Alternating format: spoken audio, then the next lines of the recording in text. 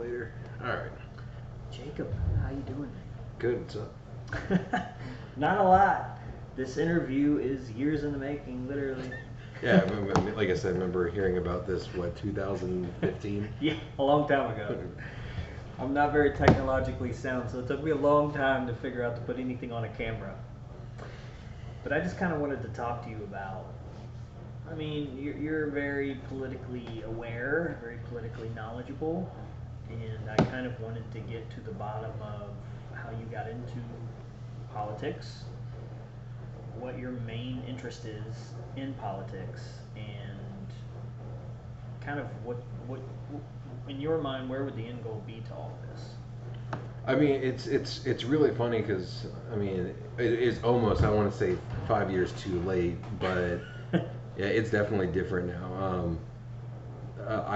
I'm not completely detached from the sphere of like politics, whatever it means. I mean, you came in and you had the news on, of course, so like I'm still following everything. But yeah, I definitely had a little bit of a disconnect, and I think the biggest reason for it, kind of mentioned earlier to you, is just that I was very much like a supporter of like liberal agenda. I never was like a thumper against it, like any other party. I actually, before I met you, I knew very little about libertarians, but I just, like I said, I was just always very much liberal. And then I actually got through college, and I think like the biggest impact was is that I went through college, learned about how to properly research and all these different things. And the funny thing was is that it kind of went backwards and made me realize like, oh, a lot of these things that you're learning in these classes, it's not inaccurate. Like, it's not inaccurate information, but you can kind of tell that it is pointed. It's from a point of view, and you start getting that scope of everything. You start realizing that like everything is, no matter what, has like a bias. But to get back to the question, I mean, I probably really started with politics because of college. I mean, before that, I never voted at all. I mean, I'll be the first one to say that like I support and think everyone should vote, even if it's a little hypocritical, because like I'll vote on like the state and local levels, but as long as electoral college is a thing, I'm kind of like there's really no point in the presidency. But Right. no, it's just like I said, it changed over. I'd probably say, funny enough, with Trump, like Trump was a big difference, and it actually brought out, I feel like, a lot of things that people knew about conservatives, but it really showed a big difference with liberals in the sense that it almost everything felt like an agenda, and not like a our goals align with what's right. It's what benefits what we believe in. And I started just really feeling like the parties were really a mirror of themselves for their own interests. So I mean, at this point, I call myself politically ambiguous because it really just depends on the topic. So you're very circumstantial, you would say? Very Depends circumstantial. on what it is. I remember you describing yourself as a moderate at one point in time. Yeah. Is that be a good description now? So I would say, like I said before, I'd consider myself a moderate, but I really don't think that describes it, because it's not, it's not a, I believe in certain policies or other policies. It really is a moral standpoint on different things. I mean, I think the biggest one, with Roe versus Wade right now being upended after I had a kid, like, I morally can't support abortion, but I politically and in a sense morally don't think that anyone can make that choice for someone. So I'm very adamantly pro-choice still, even though having a child morally changed my standpoints on it, where it's not something I think I could ever do, or I don't even know how I would handle someone close to me doing it. At this point, I would have to work through it with them. But it's definitely not something I would ever take off the table of someone's liberty to have that choice. Right. So I think that's really a good example, is just, again, being ambiguous, is that I feel like to be liberal, you have to both 100% support the idea of it and support it being available. And if you're conservative, it almost feels like you can't, even if you're not religious, you just can't support it at all. Yeah. Well, I mean, before I even got into politics, I was a big history nerd. You know, surprise to anybody that I'm a nerd, right? And I used to have a fascination with digging into the past of anything. Like, where did everything originate?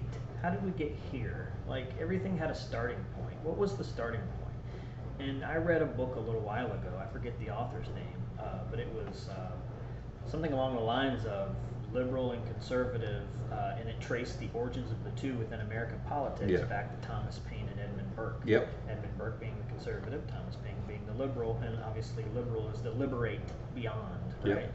So liberate beyond the normal social standards, and conservative is to conserve the normal social standards. And I almost see the two dichotomies of liberal and conservative now as being bastardized versions of that. 100%. Like, because conservatives aren't conserving anything of real value and tradition, and liberals aren't really liberating past anything good, in my opinion. And that's why I would describe myself as being libertarian, or like classically liberal, I would say. Like, if we're going back to those days, I would probably be more along the lines of Thomas Paine, because I think like traditions are great, but also there was also slavery at the time, and you know, and conservatism is only good if your values and morals are on a firm foundation, and there's so much of that that isn't, and I'm glad that we got past all that. And I think that there's a good balance between the two, that you can get to a good place where you can progress past the things that aren't good in our society, and you can look at them in a case-by-case basis, kind of like what you do. And I think there's also a place where you can conserve some things that are good from the past. I don't think it's an either-or. My viewpoint politically is different than yours in the sense of I see government as an entity of force. Yep. Everything government does is by force. By definition, they are force incarnate. And I think that should only be used in the classical John Lockean sense of protecting life and property. Yep. And anything outside of that, they don't have any jurisdiction. They don't have any right. Like the whole Roe v. Wade thing for me was really hard, because in one sense, Roe v. Wade protects our bodies from government infringement. And but they also shouldn't be involved with it. And also, where does life begin? Yeah. I don't know. I don't know. I don't have the answer, and so I can't tell anybody else. Plus, the government doesn't do anything well anyway. Yeah. So do you really want them in charge of this? The thing is like I would think that maybe even a decade ago, again, I really think there was, you know, this juxtaposed pre and post Trump, and again, people will focus obviously on his ability and the result of his actions, but I just really don't think people realize the effect that it had on the opposition as well. Yeah. But it's just, when I look at government now, it really, ironically, in a kind of, again, bastardized way, is a reflection of the people. It still is self-serving, but I feel like so much of the political agenda on both sides of the party is pandering to its bases at this point. And it really, what worries me isn't even necessarily the government's action at this point. What really brings me to is, like, I was just on a forum and you're talking about like history, and someone brought up, you know, the Civil War, and they were talking about, like, you know, Ulysses S. Grant getting ready to, there's like a photo of him just being like getting ready to beat up on the Southerners, and like on one hand, like, I'm all for, like, it's like, you know, good, like, you know, it morally is a great thing. Yeah. And again, I'm like, but I was saying is, like, there's no way to defend what the South had started the war on in the premise. Yeah. But it just, I was like, just so you know, it's like there was 23 major battles. Out of the 23, 13 were in favor or a draw for the South, despite them having a ninth. 4-1. Yeah, a 4-1, a ninth of the resources. At the end of the war, they lost 100,000 less soldiers. And then it's like, it was fortunate to have the resources and the advantage that the North had at the time in order to ensure that. I mean, let's be clear, there was never a chance. The South didn't ever have a chance to win because of those logistic limitations. The whole premise was, let's make it so hard enough on them that they're going to leave us alone. That was the premise, and then that's how we beat the British. Yeah, so. I mean, and then we just celebrated July 4th. We just outlasted those bastards. Pretty much exactly what happened, and then. I mean, Lee got greedy with Gettysburg and things, so they made their own mistakes. Yeah. But it really was just like, I'm just coming from a factual standpoint. I was like, no, just so you know, it's like they really did have the North on their back heel the first part of the war, like the first maybe 2.5, 3 years, and then Grant was a huge part of them reorganizing, getting back on track, and being able to defeat the Southern Army. But it was just people are denying that happened, and it's just like, no, that's like and that's what scared me, is that like they're changing. It's always the victors, whoever has power is the one that can set what history is. Yeah. But it's almost scared me that like even if it's for good reasons, you shouldn't change like the things that happen. Like we can get to a better understanding. A better understanding is that yes, like there was states' rights involved with the Civil War happening. That was primarily focused around slavery. Like it's better to shift, saying that like, okay, for definitely we know that like slavery was a core component of that. That is something that we can hone in on. But factually, we know that the Southerners in the beginning of the war won most of the battles, and that's something that's factual. It's just, it doesn't make sense, and it's scary to me to see people dispute that because of their political belief and agenda. And that's really why I think I've backed out from any direct political alignment, is because I can't, even though I agree with so much of what the liberal agenda is on the surface, like I said, I can even get behind something like universal health care and schooling and stuff. It's just the more I learned and the more I studied and researched, I just started realizing that the application just wasn't there. And it kind of goes where you're saying, the government just doesn't do things well typically. And it's just, that was the problem, was the application. Like, see, you would say typically, I would say never. Yeah. That's the difference between what we believe. But so I guess that really, it was a realization, and just little things like that has over the years kind of chipped away at my political identity, where now it's just, I consider myself ambiguous to the situation. And like I said, we can touch on it later, but I mean, like policing is one of the biggest ones for me, just because I am very sympathetic to the law enforcement and the situations that they're put in. And like I said, that's one I would be considered like probably very conservative on, but then again, very liberal on something like abortion rights and things like that. So, the psychology behind your political beliefs, what sort of values motivate those? Like, I guess what I'm trying to get at is it experience? Is it philosophy? Is it a drive to just want to do good and help people? Because obviously all those things are really good, but when you get underneath of it all, what is the driving force behind your political views? I mean, it's difficult because you can't always put yourself in someone else's shoes and things like that, but you have a lot of strife for people of color, and you have a lot of things that line up with more like liberal agendas. I come from a foreign family. Like I'm first generation on one side. Technically, I'm second generation on the other one, but even on that side of the family, like they were born right when they moved to the States, so it was just barely like. What's your heritage? So my father's side of the family is Palestinian, which I mean Arabs, and then my mom's side of the family is, they always say German, but they're actually more like Hungarian. Cool thing is, if we go far enough back, they're actually both from like Transylvania, that area, in Slovakia. So if you go, like I said, like 600 years, but more immediately, like my dad's side of the family, like I said, they're Palestinian. And I think growing up, my mom was not political at all. Neither was my dad. Ironically, like somehow for some reason, my mom's become extremely conservative.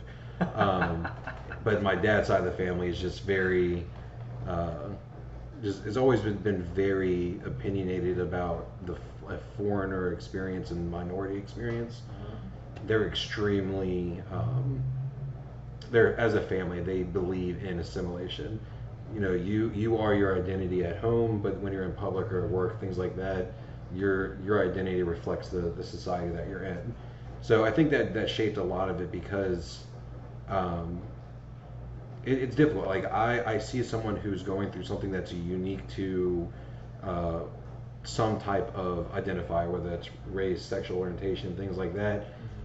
Like if something truly is happening, um, I want it to be taken care of for that problem. But I also think that um, just as individuals, as citizens, like there needs to be more of a homogenous like way of handling things. I'm getting a little off topic, but it really comes down to I think growing up and hearing from that side of my dad's side of the family as foreigners, going through all the things that they did and just being like, it's not easy. You kind of have to deal with it. You obviously defend yourself in situations you need to, but ultimately you have to take care of your own things and not worry about changing other people.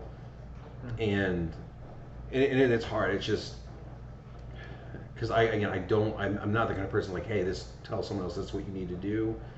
But it's more of an always like, at least in my family's experience, at least through their experiences and through like my experiences, like if you're more willing to work with someone who has a misconception about you, I feel like you're more willing to get results. I just think we're past that point now. So I grew up with that mindset of like a cultural perspective. We're past being able to empathize. 100%. I think, and it's understandable. Like I don't fault anyone for it. Like feeling as though it's almost helpless at this point, or they're past the point of like negotiations or compromises. So I respect it. So when you say it, do you mean culturally? Do you mean politically, or both?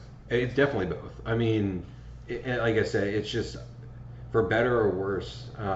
The Grinja, the young lady right now that's over in Russia, I mean, race is associated with that, even though it's in a completely separate country.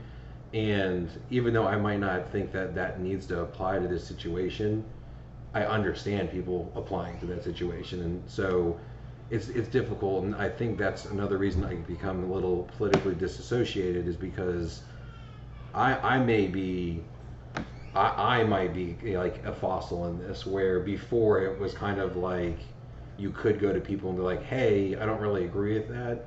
Nowadays, like you can't walk that line anymore. Yeah, it's tough. I mean, you mentioned Trump several times. Yeah. It's almost like a pre-post kind of thing. Oh, yeah, 100%. And I honestly felt that way about Obama because I was on the right when he was president. And I saw the fear that he instilled in conservatives. And it's funny because the same thing happened to the left when Trump was president. But the interesting thing is, Trump is very much not a conservative. No. So it was not at all. I mean, maybe economically on some things. That's about it, though. That's about it. It wasn't, But then again, Bush wasn't either. No. I mean, his thing was the Iraq War. That was pretty much what encapsulated his presidency. So conservatism has lost me a long time ago. I mean, I don't even know. I guess morally Reagan may have been a conservative. He also started the war on drugs too, and I don't know who in their right minds thinks that's a good idea anymore. You know what I mean? We tried that with alcohol. How did that work out for us? Prohibition is good old times. I mean, so for me, the words have to mean what they mean, and to me, they don't mean anything. No. It's just a whataboutism. Yeah. So you're a conservative because you hate liberals. You're a liberal because you hate conservative, not because you actually stand for it. All tribalism. It's all tribalism. All tribalism. And I guess the disconnect for me with modern politics, like sometimes people get on to me because I don't actually watch the news. Yeah. I don't care. Yeah. I don't care. I mean, it's all the same anyway. It really is. And so, and I just read like old books because I love them and I'm a nerd. So I just find old books and I read them, like over 100 years old. That's the kind of stuff I do. All of my political opinions are like over 500 years old, basically.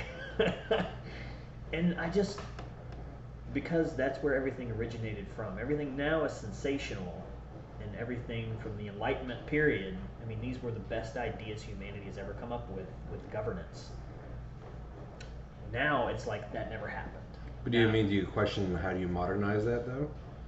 You're going to probably say you don't need to. Well, no, I think there's definitely compromises to be made. I read John Stuart Mill's On Liberty recently, and I never have before for whatever reason. I wish I would have read it 15 years ago. And he gives the philosophy first, and then he gives the application in the quarter half of the book, the last half. And he gives compromises for certain situations. And I think the difference between something like libertarianism and anarchy is that you don't believe in no government. Yeah. You just believe in a small, functional one instead of a big, bloated one that doesn't do anything well. And so there are compromises to be made, like, gun control, for example. Yeah. I mean, it is something to be said when you can kill 50 people just by going to the local gun shop. I mean, there are compromises to be made, but everybody's got to agree on the role of government in society to some degree before those compromises can be made, because if they can't, to me, it doesn't really matter. To me, you're just giving up what is it they say? You give them a foot, they take a yard. You give them an inch, they take a mile. So if people believe that government should run our lives, and that's why they want to compromise. I mean, you're giving it up at that point. You're just giving it up. So that's kind of where I'm at. And I've taken really hard stances on things, not really necessarily believing 100% in them, just so that I can hold where I'm at. Yeah. I'm guilty of being along with the ambiguousness is that it's a blessing and a curse to be extremely flexible with things. I mean, let's just, like I said, let's just use Uvalde, like recently. Like initially, the initial reports, I was very, very in support of the way that they handled it, because they did find out that they had immediately gone into the school. They quote unquote engaged the shooter, things along those lines. I was very stead firm, even though there is a booklet, and this again makes me laugh when we talk at agendas, is that I understand that there is the thought process that even if it's just one officer, they're supposed to engage something. But the funny thing is, they even shared it on the news, is that underneath of it essentially said that given that the situation is not one where it's essentially a suicidal type thing, you need to be able to carry out the plan, because if you are, like I said, if you're eliminated, essentially there is no other line of defense. Yeah. All that aside, I was very much up front at first, very there was 3 guys there. They're stating that the shooter was barricaded in. I was very much in support of them taking the moment to take not necessarily a breather, but just recuperate. But more information come out, and I find out the things that I thought that they needed at a minimum, even just like basic body armor, things like that. Turns out they had all those things. Within the first 10 minutes, completely changes. I mean, I'm not someone who's unwilling to turn on a dime on things with the new information, but also understanding that even the new information may not be 100% correct. Yeah. But just using that as a kind of an example is that I really do try to stand fast in moral interpretation, and that does change based on the situation. That does change based on the way that society changes things. I mean, again, going back to what I said earlier, I'm very much shaped by my family's belief in what it means to be a foreigner here, and what it means to be a person of color. I'm fortunate; I don't have to deal with that. I look like Wonder Bread, but I very rarely have to deal with it outside of maybe someone trying to pronounce my last name. But I come from a background of them being you deal with it, you take care of the problems yourself, and I guess the easiest way is to say you take care of it as an American citizen first, and then whatever your race is or whatever your background is second, and that's how you approach it first. But my joke kind of got me off topic, but I lost it. But it's basically, I was just saying is just with them, I was just so I was just so ingrained with that that's the way that things should be handled. But eventually, as society changed, at first when there was a lot of push for change, particularly like Black Lives Matter and things like that, I was very much not against the movement, but just being like you can't be only focusing on one group and expect change to happen and things like that. Yeah. But over time, it's becoming more and more accepted by society as a whole. It does. It changes my views on it too.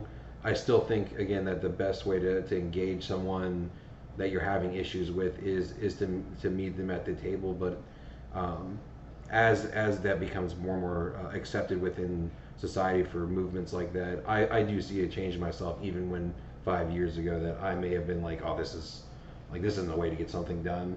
This is just, like I said, you can't tear up, that's the biggest one. Like I was one of those people, like, you can't tear up the streets and expect things to happen.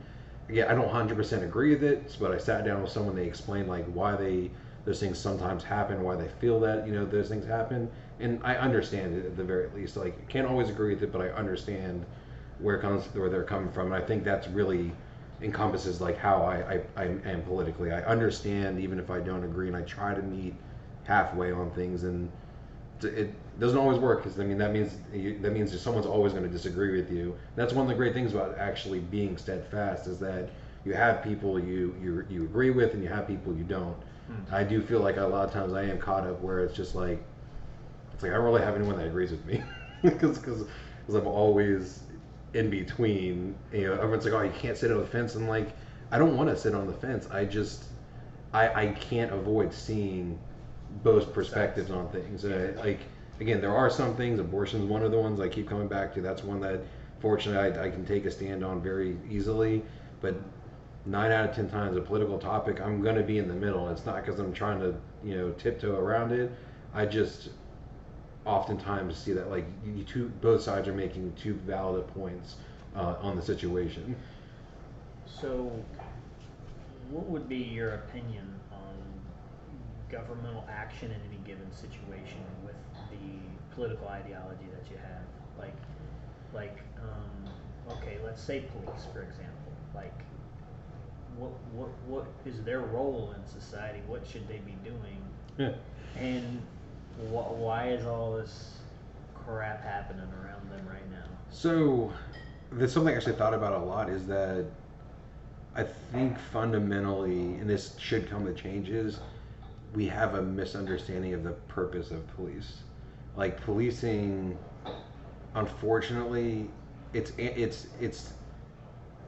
old knowledge. It's an old way of thinking to think that they prevent things, and it's very difficult to react to things as well. Yeah. So it's one of those catch-22 situations where you can't not have them, but unfortunately, unless it's highly funded, highly monitored, like the levels that need to be taken to make it efficient are way up there. And I don't think that even people who are conservative or people who are liberal, whoever it may be, I don't know if anyone's willing to put that kind of investment into policing. Well, the fact that it's a free service that people can use and abuse, and they can call police for a noise complaint, shows you that people don't understand what they're there for. And I'm like you in the sense that on a personal level, I really empathize with these people. Oh, yeah. I mean, anybody that knows police officers, I mean, it's very rare to meet one that doesn't want to do good. It's very rare. It's not like, I mean, I don't know what people say, like, oh, they're psychopaths. Where are the psychopath police officers? I've never met one, ever, in my life. 32, I've lived a little bit of time. I've known a lot of these people. None of them want to do anybody harm. But then again, if we have laws on the books that they're made to enforce that are BS and that don't work, well, then what are they doing with most of their time? They're enforcing bad laws. If A is corrupt, B is corrupt, then C and A is also going to be corrupt. And that's kind of what's happening, I think, with police officers.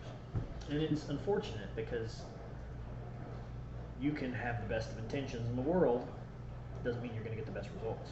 Yeah, I mean, truthfully, I mean, it's just, again, like, I feel very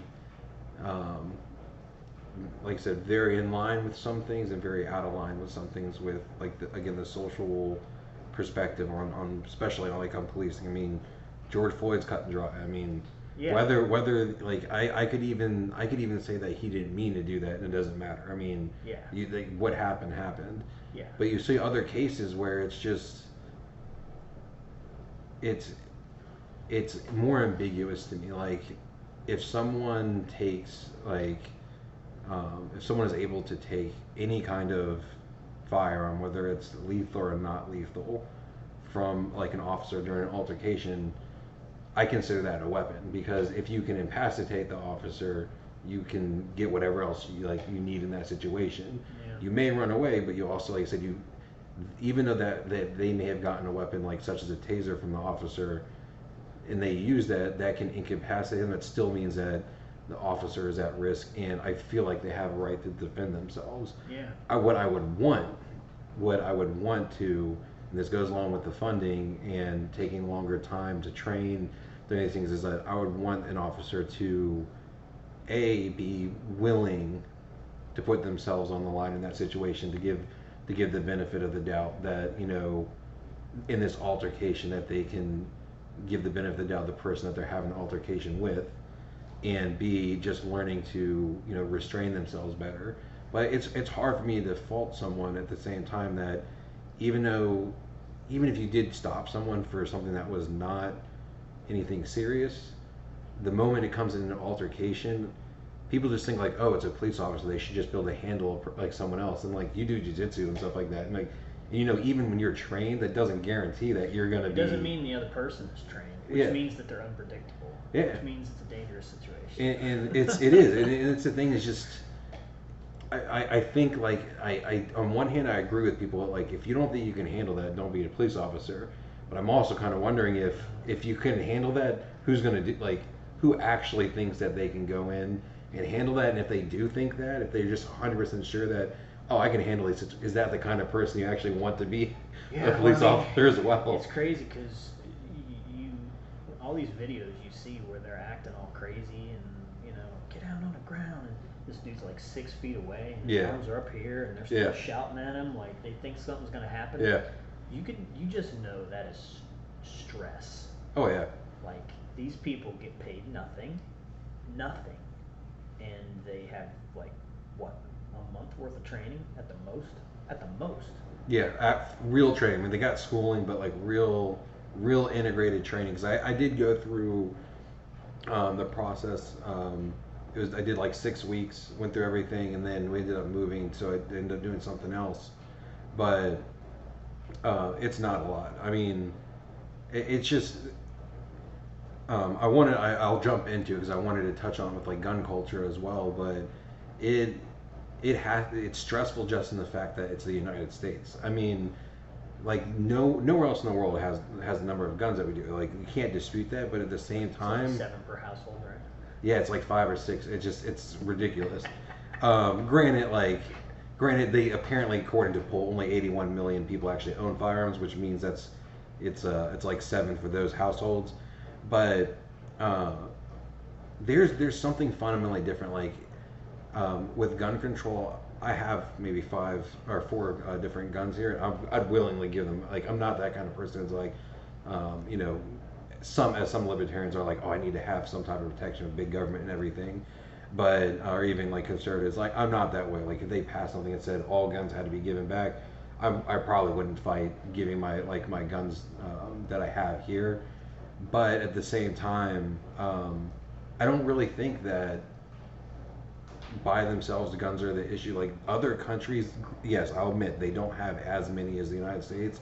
There's a lot of other countries that have a high gun per capita that don't have the same issues. In the countries that do, or countries like Yemen and like other places where, again, I'm from I learned about the Middle East. My family's from the Middle East. Like they have problems. Yeah. But most other countries that have high gun ownership, that are considered like first world countries, they're considered Western societies, they don't have the same problems.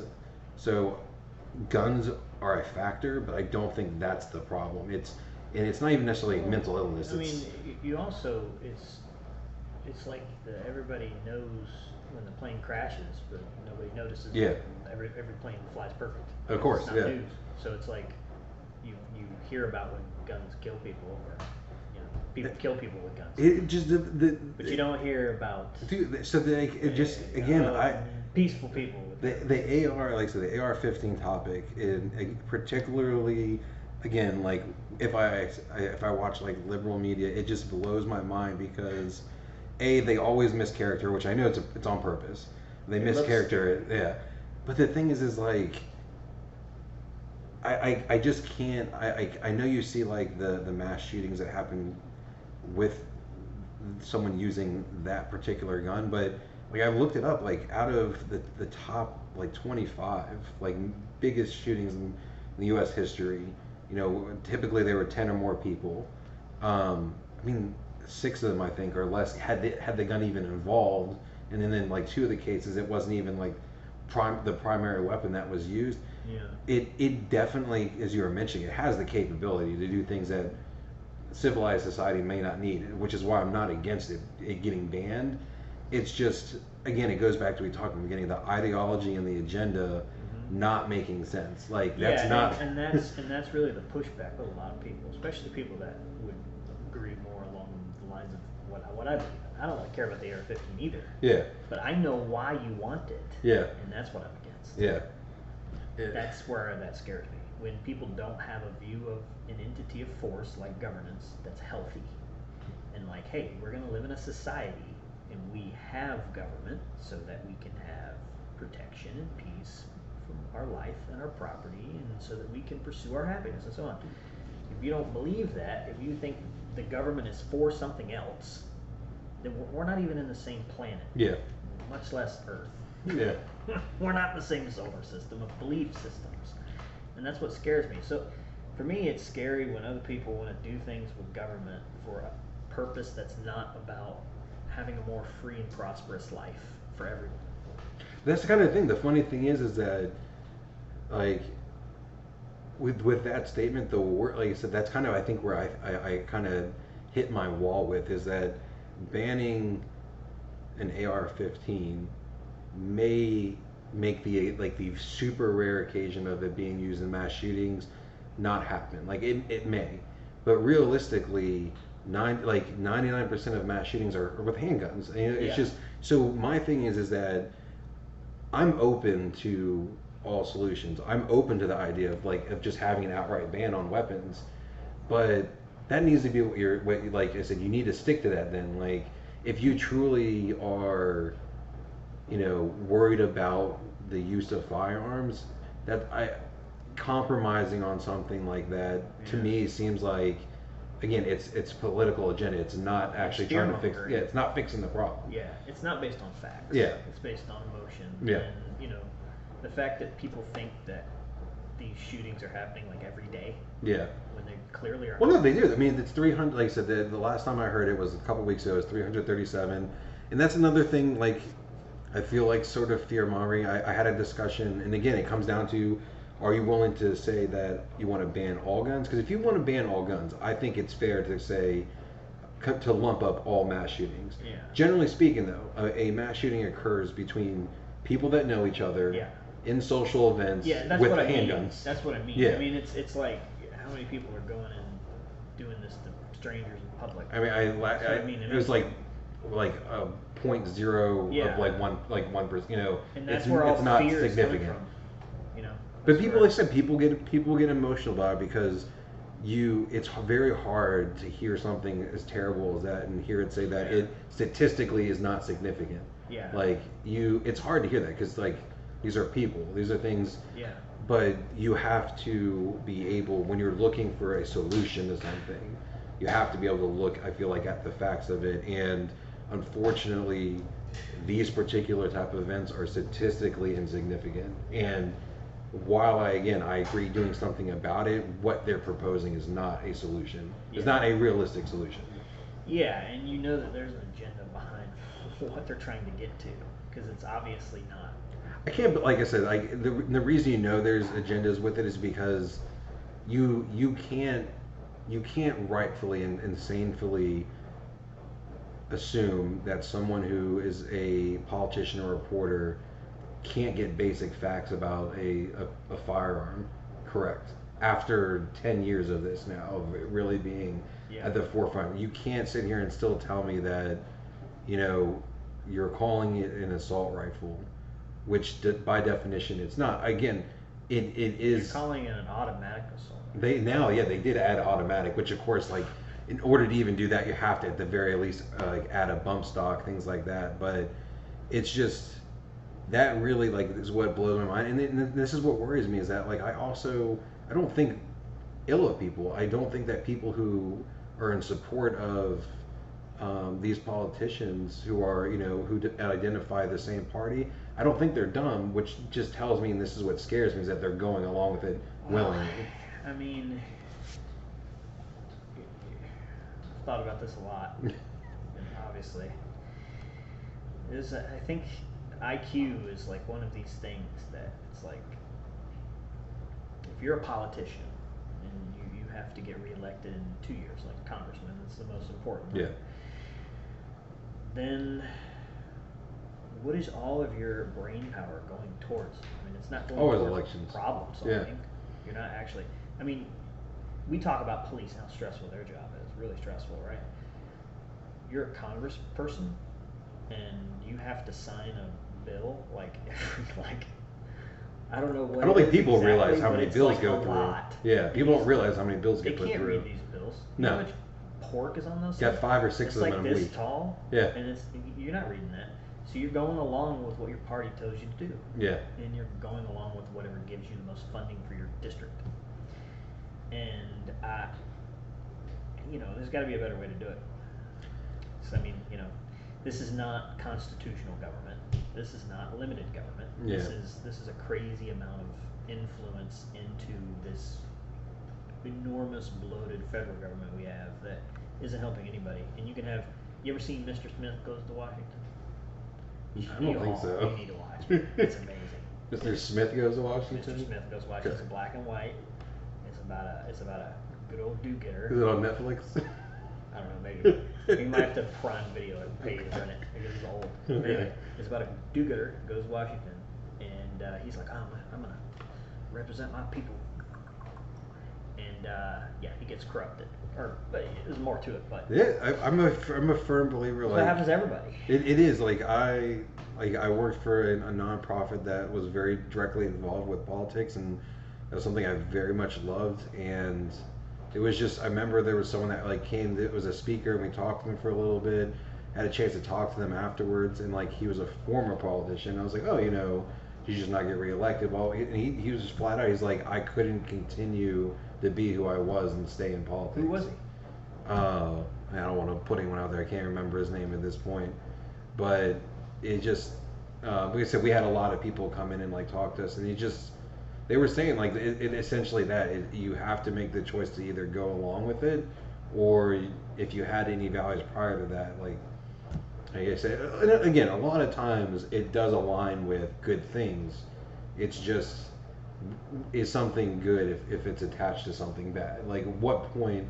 What is a valid amount of evil to get something that's good? Well, I mean, if you listen to the left and right, they'll tell you it's the lesser of two evils. Every election cycle, it's the lesser of two evils, until the candidates keep getting worse and worse and worse and worse and worse, and then everybody's like, why are these candidates so bad? Really think about it. How did? My God. I know you said you had some fears with Obama and everything like that, but at the very least, I think everyone can agree that he was articulate, he was intelligent, he was.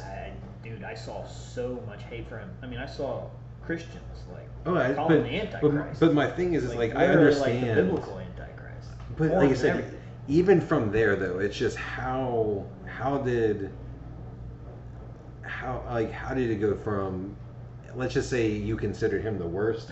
Let's just say you consider him the worst. How does it go from that to the last two candidates? I mean, really, to put it into perspective. Yeah, well, it's fear. It's fear. It really is. I mean, you look at how scary somebody like Obama would be for not to put too fine a point on it, but person that is not willing to educate themselves. Yeah. I don't want to say uneducated, Yeah. because that's all a choice. Ignorant. You have Ignorant. all the knowledge in the world at your Yeah. fingertips these days. So somebody that's unwilling to educate themselves, how scary he would be to them. You grew up in the sticks over here, and this guy is talking circles around everybody, and he comes out of the blue, and he's never had a real job, and he's never done the blue collar stuff, and you can't relate to him at all. Yeah. He's like an Ivy League do-gooder, you know? And he believes in a lot of things that traditional conservatism wouldn't agree with, like universal health care, stuff like that. He believes in a use of government that I don't personally believe in. Yeah. But I can separate the two, and I can say, okay, well, he's a really good person. Yeah. He is smart. He is articulate. For some reason, he thinks government's going to solve problems. I don't understand that. But I did appreciate him being in office. Like, I sometimes go back and watch clips of him, and I'm like, bro, I love this dude. Yeah, he's amazing. I love this dude. I love this dude. I just wish he was. I wish he was just use his brain for something other than being a politician. Like, don't get me wrong. Like he I could have said, been an astronaut. I he like- could have been a friggin' anything. He 100% could have been an agree. inventor. Yeah. I listened to a podcast recently. It's on Lex Friedman. I don't know if you've ever Heard of him. I really like I said, should. yeah. I forget the exact one, but I'll put it below. Where a scientist, like a career scientist, went on his cabinet to advise, and he said in the briefings, Obama would take like a few seconds and process everything they were saying. These are very complex ideas, and he would like sit there and be like, and there'd be like 10 seconds of silence, and then he would Just get come it back out. with an Yeah. answer. Oh yeah. And they I were like believe it. all amazed by how he computed all of this, and how okay, so you're telling me that this means this, and this is like quantum theory stuff. But you see, that's where my political philosophy overall doesn't lend itself to government having solutions to any of these problems, because you can't, other than protecting life and protecting liberty. So, I harm you, the government has the right to step in and now restrain me because of my violation of your rights, my violation of your person, right? Other than that, or restraining, or your rights, right? I violate a right of yours. Other than that, they don't have any jurisdiction. And so I look at somebody like Obama, and I look at him as wasted talent, because he believes in a form of government that I don't adhere to. But think about it this way, though. I mean, what other position, as someone with his capacity, like he may be able to do more on the ground good in a limited scope. If you think government can do good in that regard, then I would agree with you. But I have a hard time believing that, because the evidence doesn't support it. Yeah, it's just it's hard to have more of a voice, I think, than anyone else as a president. And I do wonder, like specifically with him, I wonder if he may have some of the same thoughts you did, because from what I understand, and I could be wrong, the presidency wasn't something that was on his mind originally. It's not like this was his ultimate goal. Yeah. If I understand, he was doing hard work as a senator, and then he kind of just fell into being a great candidate for it. He was a community organizer, Yeah. from what I understand, and at least my understanding of this job is that you do exactly that. You Yeah. organize the community for whatever purpose you're Yeah. going towards. And then he just got into politics.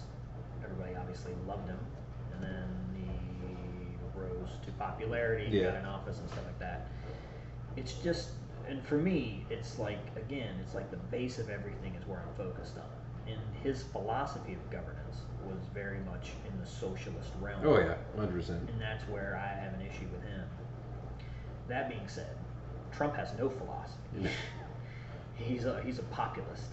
Yeah. He will go with whatever gets him the most. I mean, maybe he does in some sense have a philosophy. I think economically. I mean, like we talked about earlier, like you said, and then again, people. It's funny because they have to give some credence to. I wasn't a big fan on the tax cuts, but generally speaking, just for being him, it would seem like there was a lot of benefit given to him as presidency by stockholders, things like that. It kind of had things running a little bit smoother. I did want to actually jump back there because speaking about the fear you're talking about earlier, this kind of goes along with what I was saying earlier about people just when we were talking about like tribalism and with me stepping back, I don't know if responsibility is the right word, but I don't think people understand that with such a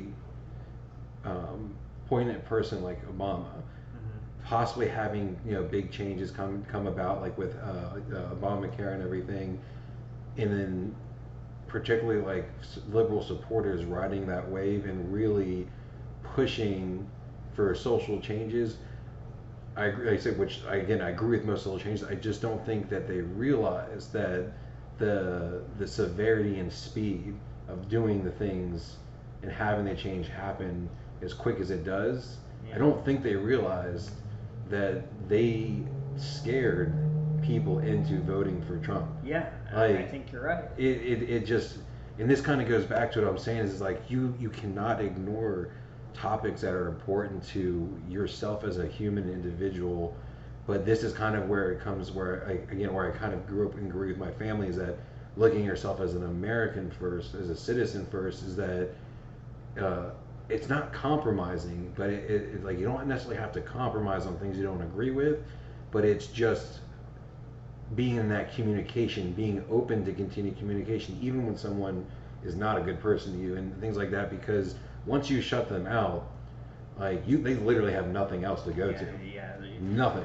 Obviously, the country felt marginalized. A huge portion of the country felt ignored and marginalized, and Obama called them what he say is, Can't remember it, but I actually remember it coming up. Guns and Bibles, basically, is what yeah. And everybody made it into bumper stickers. But it was like, look, you have a demographic of people that have very thought through ideas, whether I agree with them or not. Most liberals have very thought through ideas. Oh yeah. And they think about these ideas all the time, and they're discussing them in classrooms, and they're breaking them down, and they're organizing, and they're doing all that. Blue collar, good old boys are not sitting down at the dinner table and talking about complex political issues. But I mean, if you get someone that they think is one of them and they bring up an issue that affects them every day, then you can rally them around a cause. That's exactly what Trump did. Is, immigrants are taking our jobs, shut down the border. Is that true? No, it's not. But people have seen enough of that in their community for them to be scared. But just we don't learn from things, because I don't know if there's a realistic chance that he runs again and wins, but at the same time, a lot of people think he will. At the same time, though, I see the same exact thing happening where people are picking up steam. Like I said, I know ultimately the Democrats were able to take most of the two houses, most of Congress, at least to the point where they can bar things that they really don't want going through. Yeah. But it wasn't to the extent that they thought it was going to be. Yeah. Like it didn't happen as overwhelming as they thought. And B, I think people are making the same mistakes where they're alienating people, and those people only getting quieter and quieter, but not getting any less fervent. Yeah. Like, so it seems like it's going away, but it's not. Really what's happening is they're just becoming more recluse. And this is why, like I said, like the Buffalo shooting, things like that, like I don't think that things like that are going to be happening less, even if Trump was to run or win. It's just people get the moral high ground. They're not wrong. Like I said, they are taking the right stance, but what they don't realize is that they're just absolutely beating down other people who may not be right. I mean, like I remember the biggest thing was like punch a Nazi, right? I mean, on its face. In my, where I live in Charlottesville, yeah. They actually did. Yeah, I mean, like I said, like, so punch a Nazi. I mean, like, on the face of it, obviously, I mean, punch a Nazi. The dude's, it's an asshole. Punch the dude. But it's just. But he's not a Nazi, though. No, not really. That's the thing. He's not like. Yeah. And that's like the thing. I don't understand what people are. I mean, I get like Nazis were bad.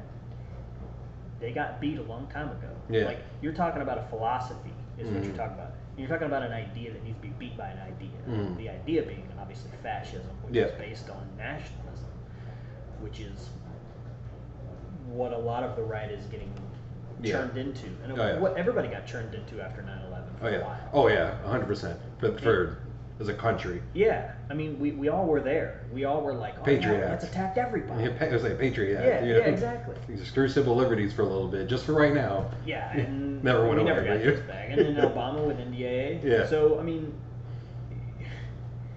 and this is what I'm saying about like the use of government in society. Every political conversation I have, it boils down to that. I don't know if people have known me for a while, they're probably tired of me saying it because. Do you think it's a laziness though?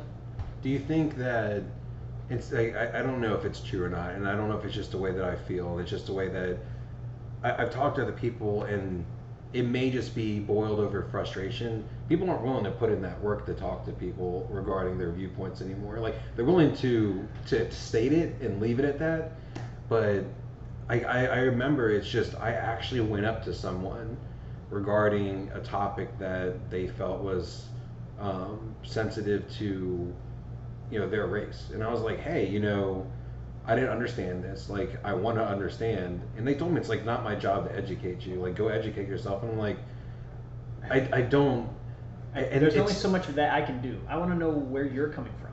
Yeah, and like I said, I get being exhausted with it. Like I said, I'm in again a very unique situation where I look very white, but especially after 9/11, like I heard a lot of stuff with the Middle East, and I always try to take the opportunity, like, hey, that's not how it is. Like, so maybe I'm biased because I'm willing to do that. Yeah. But I wonder if it's almost a laziness of I can either just be aggressive towards someone that I don't agree with, or I can support my government officials to just take care of it for me, because like they're going to do what I think that they need to do. And like if you believe in the power of the government use. But I really do wonder, it's just I always used to think it's like people are just intolerant with each other now. But sometimes I wonder if maybe it's not just intolerance, but it's just they don't want to put the effort in anymore.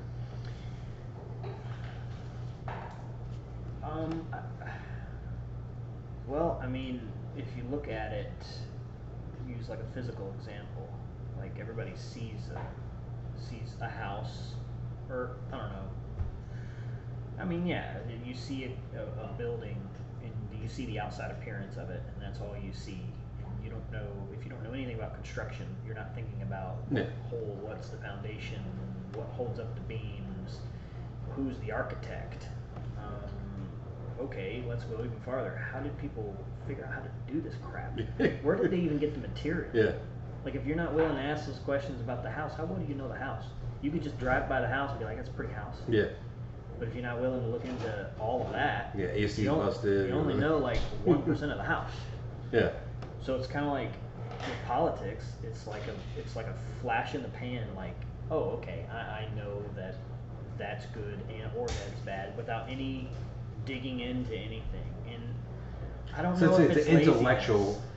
Intellectually lazy. Yeah, Yes. there you go. Yeah, that's a better way to put it. Intellectually lazy. Yeah, I had this conversation with my mom not that long ago, where I was like,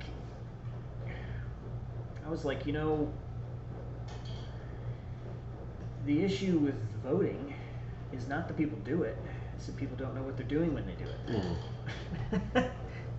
I mean, and you have people that can be frightened into anything, voting out of emotion, which does what? Creates people like Trump. Instead of really diving into complex ideas. I mean, there's a reason we have representatives instead of a direct democracy. There's a reason why we're set up more like a constitutional republic, where we have people that represent us.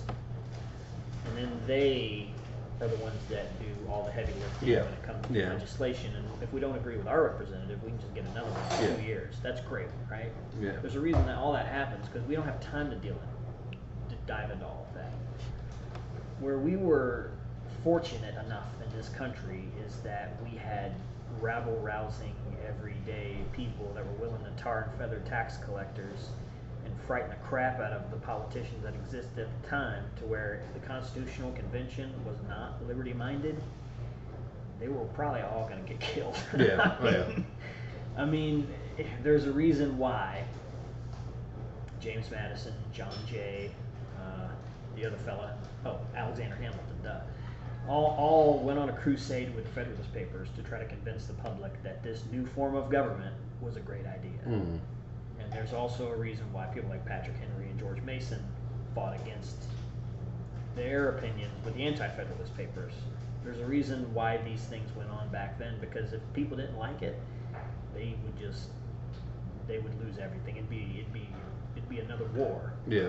Because you go from a confederacy to a republic with a much bigger government. That's what Patrick Henry fought against. Yeah. His Anti-Federalist Papers, is he said, this is not this federal government you have, that president is going to be They were concerned. way too strong. Yeah.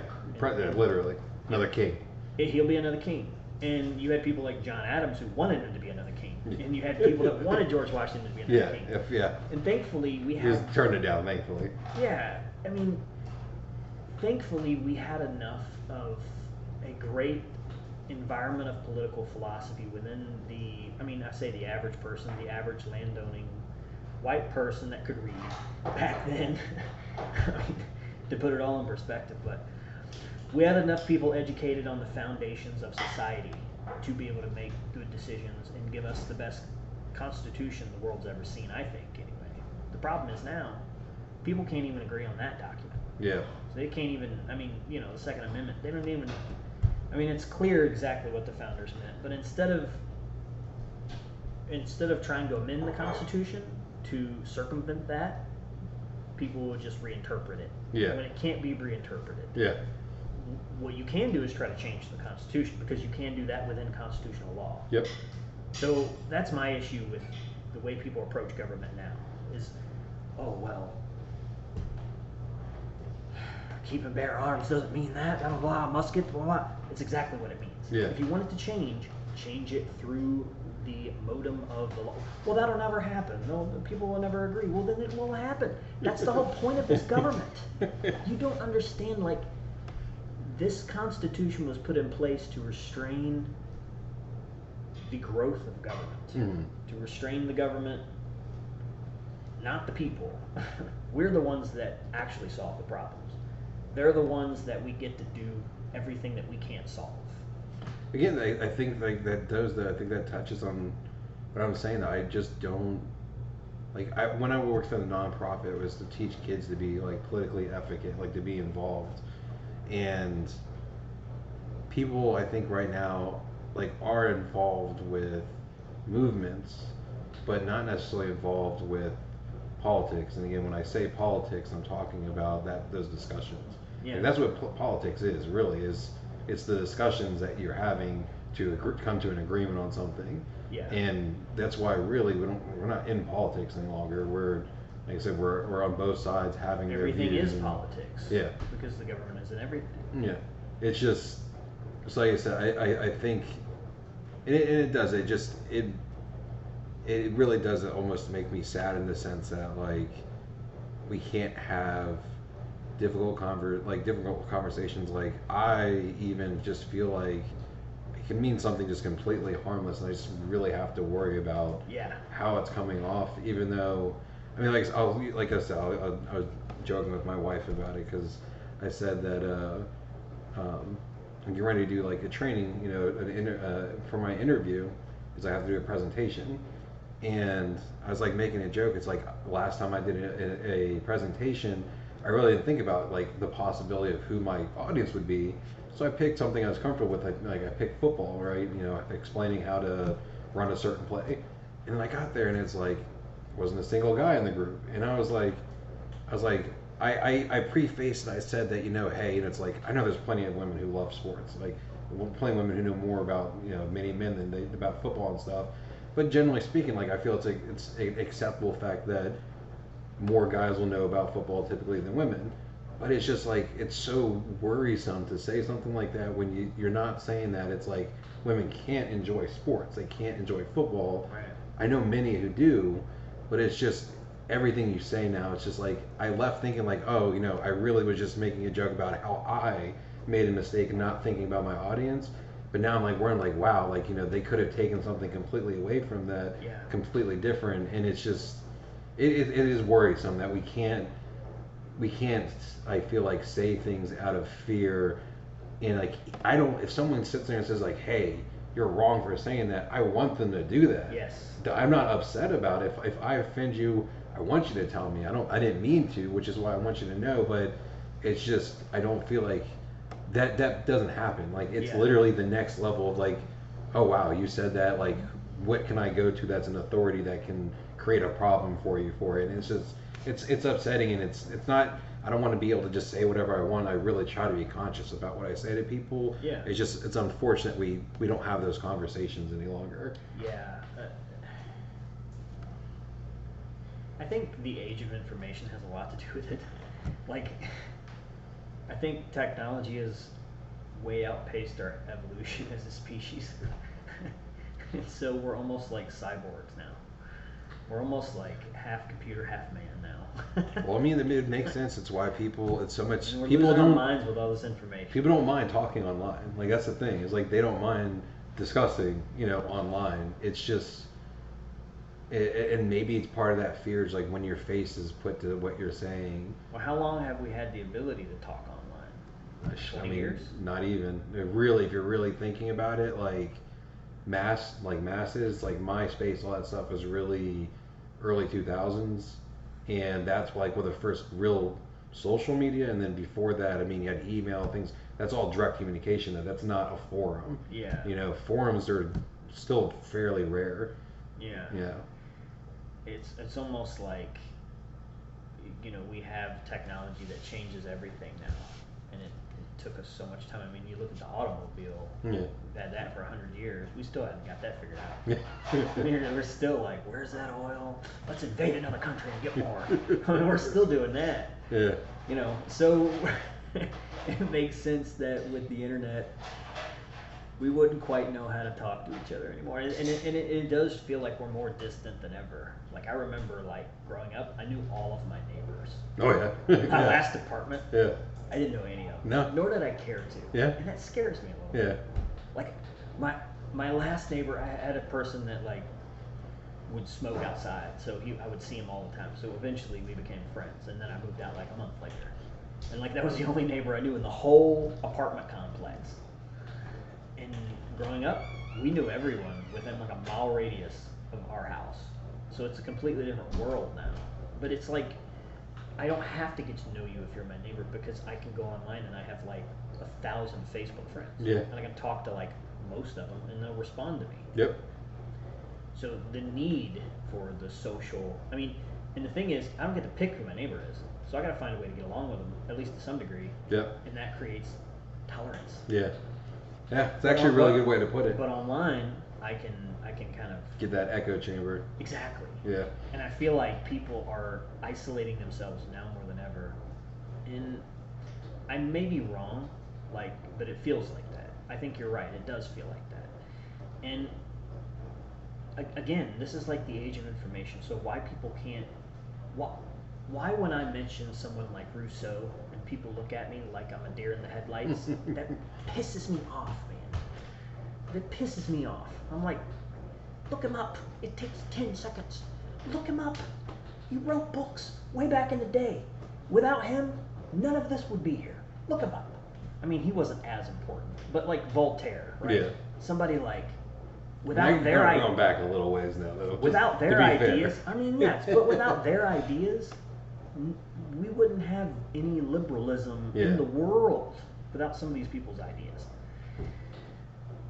You got to know who these people are, and you don't have to read their books. I mean, they're like this thick and they're boring as hell. But you can watch a 10-minute YouTube clip, and you can get the basic ideas. You can get the highlights. Oh yeah.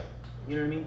I mean, nobody has to read Road to Serfdom by F.A. Hayek. Nobody has to read that, but you can listen to a 2-minute YouTube video and know exactly what is on there, and that is where that's where people are more willing to indulge in the sensationalism than they are the real research of, okay, where did all this come from? Who came up with these ideas, and why did they come up with these ideas?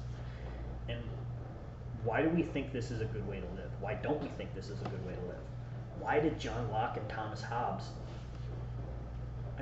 hate each other?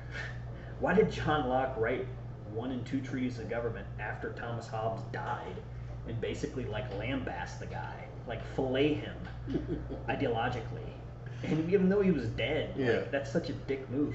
But once you get into the book, it's oh, okay, well, he's really filleting his followers. Not to get into the weeds. It's a nerdy thing to do to get that deep into political theory, but I feel like if you don't want to get sucked into the fear mongering and the whataboutisms and everything that's going on now, everything that we've been talking about, that's the only way to do it, is to have a firm enough foundation in where these ideas come from to where, everything above water here is just floating. I'm down here, I'm anchored. I honestly don't know if, even looking back at my own education, I don't, classics weren't really incorporated much. A lot of it was still modern thought, philosophy, But these modern philosophers are standing on the shoulders of. Well, that's the thing, is that the old guys. I don't. This kind of so it goes back to is just that I left college extremely liberal, and then like I said, it just dawned on me that, again, factually, people aren't incorrect. It's just the lens that it's being presented through. Particularly in an academic setting, it really it makes assumptions on things and then applies the data to fit it, and that really was fundamentally changing. The best thing I think ever happened, I do a lot of research. I don't do a ton of reading, but I do a lot of research, and then the number one thing I always do is just A, make sure I find a conflicting argument, and B, really look at, especially if I'm agreeing with it, who's saying this? What's the source of this information? And again, we don't do that. As a society, it's what can I find that agrees with me? What can I find that support? And that's the thing. People want facts, and facts are facts, but I realize the facts aren't really shit. You can find facts for whatever. I think it's just.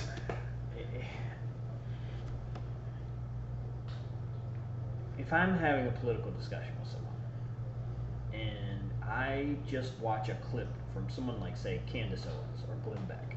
Oh, my favorite. Yeah, I know. I love them. I actually did watch Glenn Beck back in the day. Yeah, back in the day. Now, I don't know what he's doing these days, but anyway. And you talk to someone and you know that their political ideology is right on that line, and then they're literally telling you exactly what those people just said.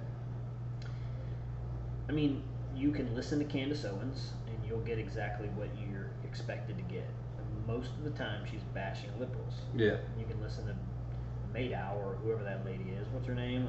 At night, the 9 o'clock thing. Yeah. Rachel Maddow. Rachel Maddow. Yeah, I used to love her. And it'll be the same thing to the right. Yeah. And you can do that, and you can blame each other all day long. And then both of them are being factual. Yes, it's facts, but it's facts. Presented in a scope. Yeah. Yeah. It's this much of a fact. It's just, again, that really, just to go back, that really was the biggest change. And it's funny because you came in, I was watching MSNBC, and as I was saying is that the reason I watched them in particular is because I agree with them in the big picture, but it forces me to check what they're saying. And by checking what they're saying, develops my own thought process on whatever they're talking about. Because again, I know if I went and watched Fox, I'm fiscally most times conservative. That's about where my conservatism ends. Well, you're doing better than all conservatives because none of them are physically conservative anymore. But let's be real. But it's just, I know is that even even if I heard something, I'm willing to admit that like even if I heard something from Fox that was unbeknownst to me 100% true and accurate, like they've already lost me as someone that's credible. So I do, like, I'll be the first one, but I do only have limited sources, but I don't trust the sources in the sense that like they say something, I agree with it. They cover the things I care about, and then that's what I use them for. Is like they cover things I care about, but ultimately, you have to go. You have to find conflicting information. You have to verify it. Yeah. And a lot of times you got to dig deep. I mean, it happens a lot in the health industry. You know, you have something that says, you know, sugar is bad, milk is good, and you find out it's like, you know, the milk farmers of America that that funded the it's just sometimes you got to dig, and it's definitely that way about politics. It's just you will never advance yourself until you're ready to question everything about yourself. I mean, you have to always assume you don't know what the hell you're talking about. You can have opinions, but always assume you don't know what the hell you're talking about. Aristotle said, I know that I know nothing. Yeah. Yeah. You know, it's funny because there's actually a term in psychology. I forget what it is at the moment. But The dissidents? Yes. Yeah. And it's like the people that know everything, the people that have the most knowledge are the least likely ones to be confident about it. Oh, yeah. And the people that have the least amount of knowledge are the ones that are going to be the most confident about it. So, I mean, the can of worms isn't open. Like you have these 10 data points. You sure that's the extent of it? You can easily regurgitate that or understand it. Yeah. And that's the end of the day. Like there, and again, this going all the way back to the beginning of the conversation. This is why I'm often on that fence, is because I have my opinions about things, but there's no way that I know for a fact that I can't say what's right or wrong. I can't. Like I can say that with a relative amount of doubt that I don't think this would work, but there is valid points that with proper nurture it could, and it really comes down to why like I said, I'm very on the line for many things outside of moral hard stop moral decisions, but again, super passionate about policing. I 100% understand the thought process behind defunding police and moving funds to other places. I understand that, and there is a possibility that because of the ineffective of police, oftentimes that may be a better course. I just know that, like I said, that in my experience and my knowledge, it doesn't work that way. I mean, I think we saw that in Detroit after they tried to peel back police funding. The crime had jumped up. Yeah. Like not tenfold, by like 10%. So it's just you got to have everything else in place first. Yeah, I mean. And how much of that do we have in place? I mean, how much about all this is like mental health really talked about? You know what I mean? Yeah, it's talked about, but that's it. I mean, how many of these people are trained to deal with it? Dude, I could have an entire segment just on police, and that kind of goes back to what you asked me, like what I think police should be or what they're supposed to do. People don't want them. Actually, a perfect example, and the optics are just absolutely terrible. But I know you say you don't follow the news as much, but that poor guy who drowned out west. Police stopped him. They were talking to him. They were looking for a warrant. He knew he had one, so he went to the river, ended up drowning. On one hand, like, it's sensible to expect, like, okay, the police need to go in there, and basically fish this guy out, try to save him. They called for a boat. Boat's not going to get there, like, very quickly, unfortunately. Didn't get there before the guy drowned. Yeah. Just people don't understand, in my opinion. It sounds asinine, but they're not lifeguards. Yeah. At the very least that they can do is strip all their equipment and try to go in after him. But even trained professionals who are rescuers are told not to do that without certain circumstances. Yeah. Again, going back, I would be 100% against if a police officer did go after him. If he received any kind of disciplinary action, I'd be up the place's ass. I mean, that's what these people are up against, though. Yeah. I mean, you're dealing with people that have the best of intentions, and I mean, you know how many police officers are doing things like jujitsu, like are doing secondary training that they're not getting paid to do. Yeah. I mean, they're going off their own Trying to dime, find ways trying to find ways to do better at their job. Yeah. And okay. Just so everyone knows, jiu-jitsu is in order to be better at incapacitating someone non-violently. Well, not non-violently, but without hurting them. Yeah. Without having to throw hands or body slam them or anything like that. To just be. But that's been frowned on, though. Yes. Yeah. And that's what I don't understand. Like everything after the George Floyd thing, they're like, we're gonna outlaw chokeholds in New York. Which again, that's not a chokehold that he was using. No, he just straight up put his knee on somebody's neck. Yeah. That's the best way to incapacitate somebody. Yeah. So what do you want to do to? I mean, somebody's struggling. How else are you gonna? What are you gonna do to incapacitate this person? The best way to do it is to get around their neck and to hold them in place. They can't do anything. So one of the biggest boons. Best way to do it. One of the biggest boons for not just police but just first responders. The 90s, the hero thing where, you know, especially after 9/11, we all look up to the police as and the fire rescue as like these heroes, stuff like that. It creates a thought that, again, when we mentioned earlier, a single officer should be able to handle a single individual, and that's just, people don't realize that that's just not, unfortunately, it's not realistic. And no amount of training, unfortunately, prevents any of those situations. It's not realistic if you know for a fact that you're gonna get disciplined for doing what is probably the right thing in a given situation. Like, because there's so much politics involved, that if you take a class like jiu-jitsu and you do end up hurting somebody or something like that, because you didn't tase them, you decided to take them down instead and hold them down. And you could get sued. You could get in a department sued. You could get. So you shoot them with electricity instead. Again, I don't want to. That's a safer way to do it. I don't want to absolve anyone of wrongdoing just because they have a badge. I mean, I want to be one of the first people. Again, I've completely shifted on like Uvalde and the way that it was handled. Like originally, I was in complete support of him. Did a complete 180 after new information came out. I don't want that, you know, a badge to be a level of protection. And like I wasn't even really against like immunity being dissolved for many of the cases. I still think it's still going to be extremely difficult to prosecute someone that's an officer, but it's just, I feel like out of every 10 scenarios there are, that you'll have one situation that truly is horrific that was handled incorrectly, that the person was just malicious, and then you have 9 other ambiguous ones where you can't be, you're in that situation. They may have done wrong. I'm not saying that they didn't do wrong. Again, like the woman who said that she was using her taser and ended up shooting the guy instead with her gun.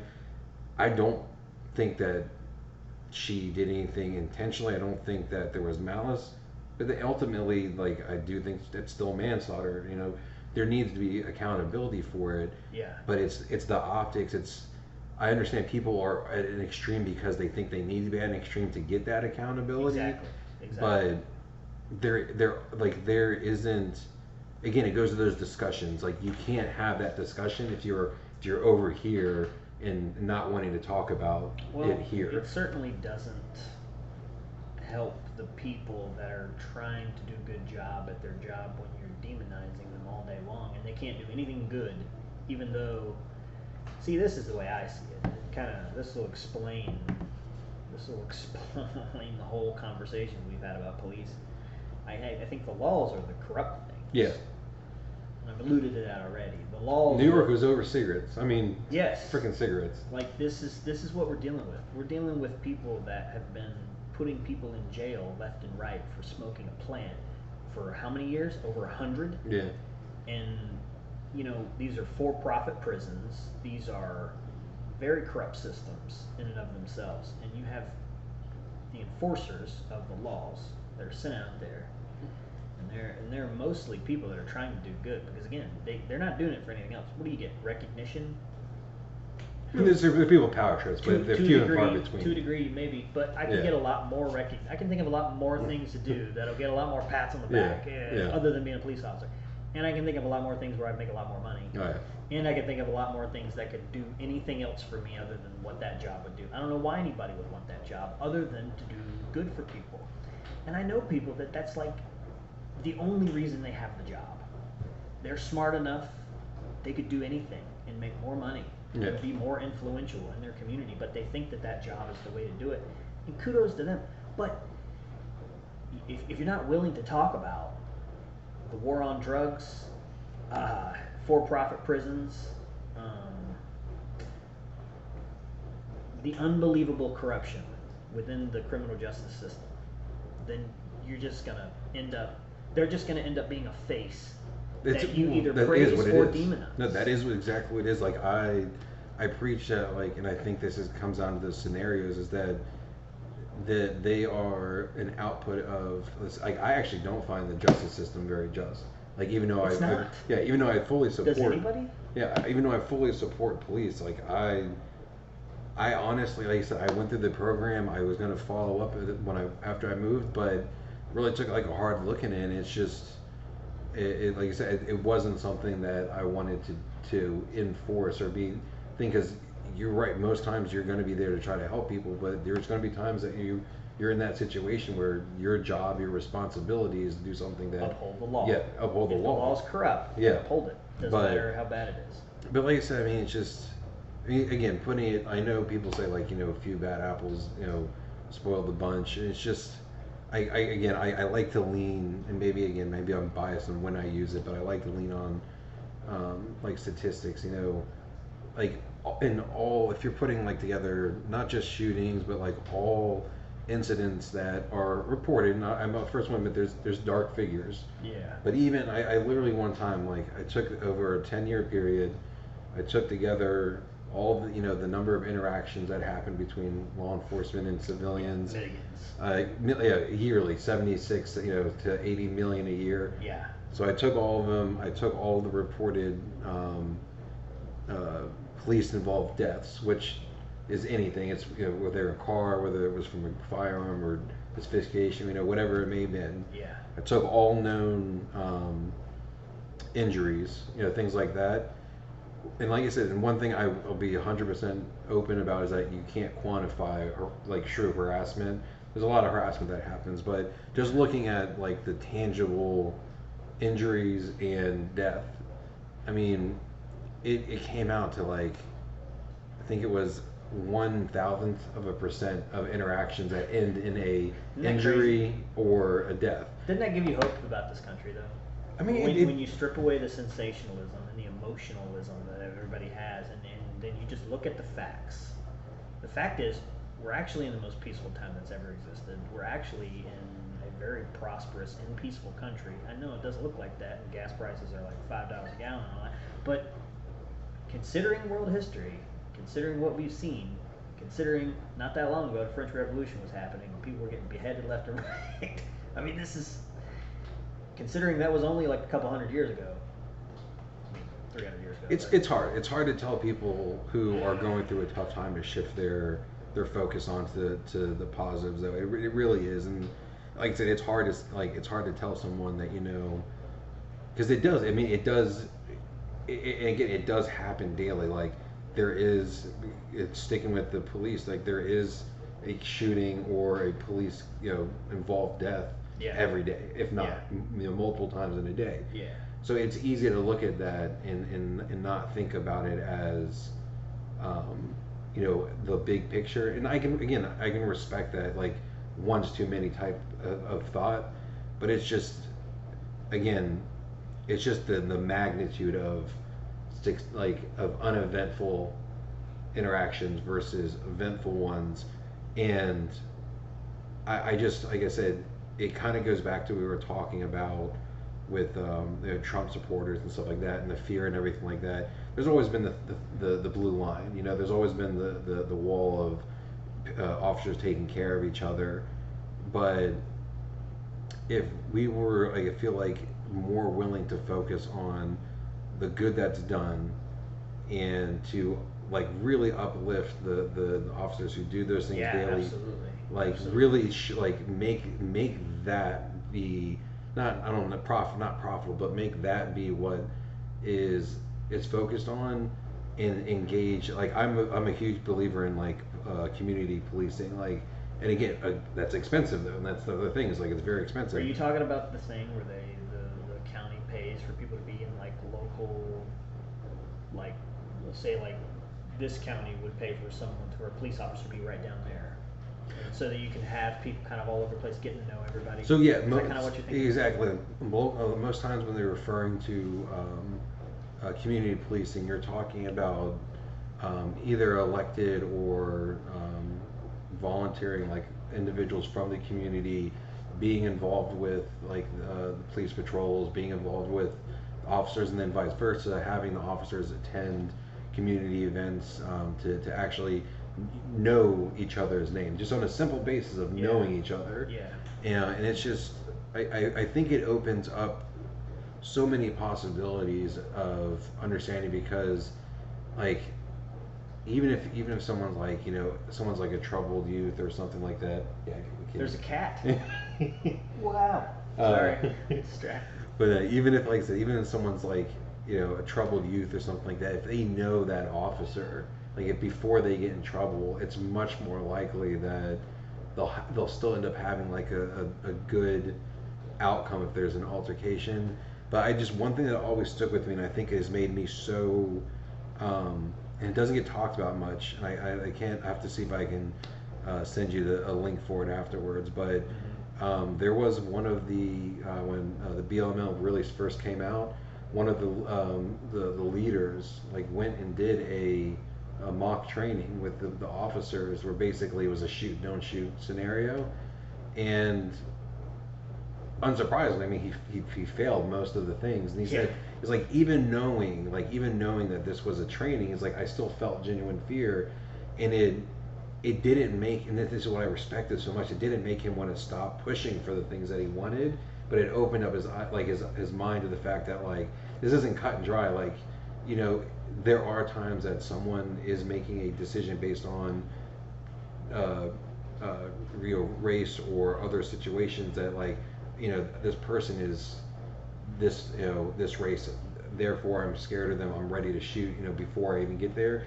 But more often than not, it probably really is that situation escalated, and we forget that like you don't want them to be, but we forget that law enforcement, military, whatever it is, they're people, and no matter how much you train, you can make someone a stone cold killer, but you still, like I said, there's still going to be situations that make them on edge and make irrational decisions. The fact that they're faced with death every day is going to make a lot of situations life or death for them. I mean, you see enough car wrecks and people, you're going to look at driving a little bit different. Probably the same if you see somebody shot. I don't know. I've never had to face that, and I hope I never do. But I can only imagine how hard it is. I think one of the solutions is, I mean, what would classically be considered federalism, like, but localism, I guess you could say. Like, I mean, and that's the way we have this country set up, but because of how bloated the federal government is, nobody sees it that way. But the local sheriff has more influence in me and yours life than the president will. Oh yeah. But people don't look at it that way. In your experience, like you want to say police officers, we can use that, like what would be a way to help local law enforcement and the community come together and work towards a solution. I mean, we're in a unique situation. I mean, we live in Northern Virginia, or I do, and I mean, it's a very culturally diverse community, like many cities are, and I think that's one of the most difficult things is that question is answered different by each community. I mean, like I said, there needs to be vocal discussion. There needs to be a commitment to interactions between individual officers, like I said, like I know sometimes it's difficult with these massive, um, departments and cities and stuff like that, which is a whole other beast. But let's just talk about, like you said, just you know, your normal towns and cities where you have maybe 100 officers. Just everyone needs to be involved with the community. There needs to be time set aside for that.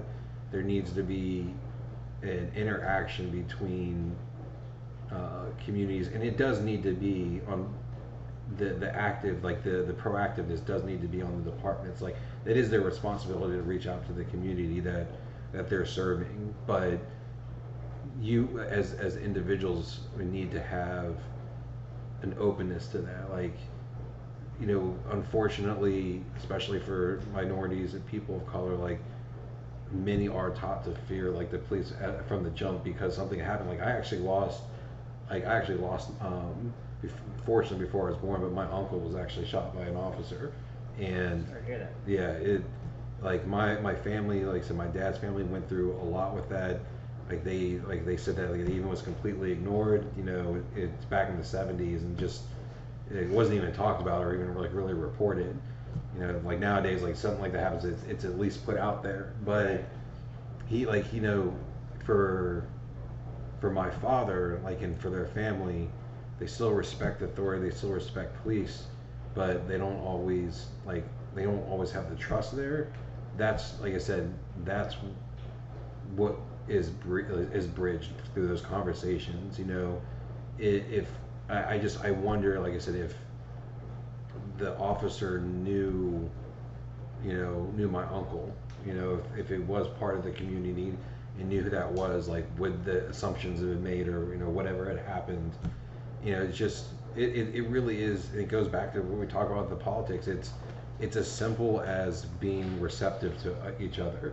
I mean, you look at every situation, that's the core issue to everything, is that whether it's technology or whatnot, no one's receptive to other people any longer, and even people who like seem to be on the same page. It's just I mean, like you said, you see infighting with like the Democrats regarding We similar libertarians, things. we all agree on everything. We don't infight at all. My nose just grew 4 inches. It's just it really is. It's just like I'm far from like a non-argumentative person, but I've really tried to personally live my life in a way that I can completely disagree with someone but understand their perspective, because like even if we end up just saying like agree to disagree and I didn't change like their mind on something, is the fact that like the effort was made, because I don't feel like going back to punch a Nazi. I don't think punching a Nazi is gonna make them not want to be a fascist any longer. Stephen Covey said that you listen to understand, not listen to reply. Yeah. I think that's pretty much what you're saying, is like be able to understand another person. And that's kind of why I want to have a big conversation with you about this, because I think fundamentally we disagree on what the role of government is. I think that's clear. But for me, it's important to understand why someone has the political opinions they have. Like from a psychological standpoint, how is somebody looking at government? And how is somebody looking at the application of government, and why? And I think it's really important. I mean, at the very least, I hope that when people talk to me about politics, they come away with applying the same critical thinking they would to their enemy to the role of government itself in society. Like, I wouldn't allow somebody to just steal money from me on the street. So why do I have to pay over 30% in taxes every year for these roads that have pots in them? You know what I mean? It's just, this is not a separate entity from us. This is just people. It's just people using power and using it very poorly. I mean, so I would hope that people would come away with that perspective, but I also get to understand people better when they tell me, because it tells me who they are. You know what I mean? So I don't know. I just hope that people do get better at doing that. But I think that at the same time, it may be a little bit better than we think it is. Oh yeah. Yeah. Because we all hear the negatives about Oh, yeah. it. We only hear the train wrecks. We don't hear the train arriving. Because that's normal. So I'll tell you what, love my lovely wife to get back to. If there's one last thing that you had on your mind, what would you want to ask? Well, I guess for you, what would be the perfect scenario other than people being, like, obviously empathy's been a huge role, and you've talked about it for a little while. As far as a governmental solution to any particular problem, how would you go forward with that? Like, how would you solve something like healthcare? I Would it mean, be a case-by-case basis there, or would you very much draw the line and say, okay, based on a particular philosophy I have on people being taken care of and all of that, how do I do the most good for the most amount of people with something like healthcare? I think something like healthcare, while I do agree with fundamentally the idea of like universal healthcare, I do question its validity in the United States because I don't see us as a homogenous community. We're very patriotic. We can be nationalist during times of crisis, but even though things I do agree are really relatively better than they ever have been, there is a weird. It's not even necessarily racial or national, like based on where you're from, but just like group schism in the country. Yeah. Where I just don't know where it would work in the sense that it does in other places, because I don't think we have the homogenous community to really support it. I know obviously there's a large section of liberal support for it, but I mean something like Obamacare, like I really do think that a supplemented healthcare system is probably the best that we'll ever get to. Again, in a perfect world, I don't disagree with the idea of universal, because as a society, taking care of everyone who needs it is the utopian idea. Yeah. As far as like real world application though, I really, like I said, I really do think that Obamacare probably scratched the surface, or not scratched the surface, it really got to the peak of what can be achieved within the U.S. and fundamentally, like even liberal beliefs, they obviously believe in higher taxes, but relatively speaking, we're still, even as a liberal society, much lower than other countries when it comes to the belief in taxes. I mean, Yeah. even many liberals. Unless you count inflation as a tax. Yeah, well, that's a whole other mess. But yeah, I mean, like even like I said, even someone who considers himself a diehard Democrat would probably somewhat balk at the idea of 45% taxes, things like that. So I don't know if we see the issue. I know people say that they do, especially with certain parties, that we're all like one community. We're all put into the pot together to make things happen. I just don't know if it's really there, like as a community. I just think the United States, for better or worse, is the most unique country in the world, and there is no way to apply. I hate when people like, oh, this works here, and like I'm glad it works there, but it's just you can model it after that, but you cannot apply it the same way. So I mean, our Constitution is very unique. Yeah, I mean, and it's lasted 240 plus years. Constitution's unique. Just the political system itself is unique. The demographics are unique. I mean, it's just we literally have completely different and almost all-inclusive ecosystems in our country. It's just everything that you almost have in the entire world is present in the United States, and it creates like a unique situation. And like I said, I really do think we kind of peaked at universal health care with Obamacare. I would like to see go further. I am one of those people where I'm results driven. If I knew my dollar was going to something, I would gladly pay higher taxes. But like you said, like it's very unlikely that that's going to happen. So I think that's really kind of where I sit at on topics such as like taxation and government size. I don't necessarily have a defined belief in big or small. I believe in efficiency.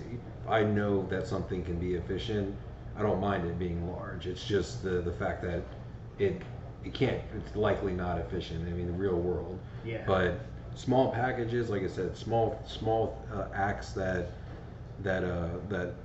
government can do. If I can review something, if I can see that they have a plan in place that is going to be efficient, I'm all for it. Like I said, it's just unfortunately it's super rare to have that. But again, in the utopian world, universal healthcare, universal education, all those things benefit a society. Like an educated society is typically a better society. So that, like, to really just answer the question, I don't know if there's anything I think that else that could be done. I really do think that, again, that we hit the peak of it. It's just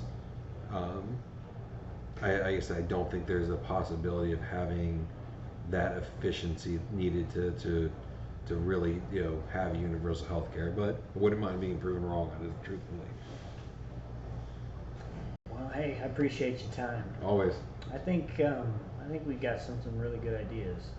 I do. I appreciate your thought out opinions and your critical thinking. I think that's fairly lacking. And I think we've touched on that many times. Sensationalism and all that. The more we can use reason, I feel like we'll all be a little better off. We're more like Spock and Captain Kirk. A little bit, just a tiny bit. Maybe, like I said, maybe somewhere in between. But yeah, I wouldn't mind a little more Spock in the world, I think. Yeah. Hey man, appreciate you. All right. All right, buddy.